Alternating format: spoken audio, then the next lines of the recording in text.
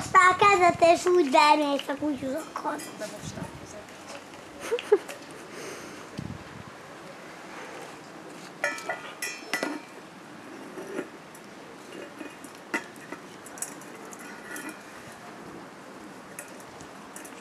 Egyre húzogatjátok, szétépítek a tányért, és nem lesz mire indultok.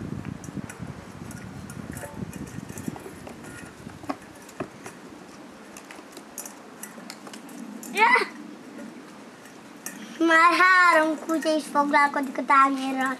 Könyörűségem, légy szíves, ne haragudjál rá. Már 2 is. Ne rám haragudjál, nem fogsz tudni átmenni, de ne rám haragudj. Jó?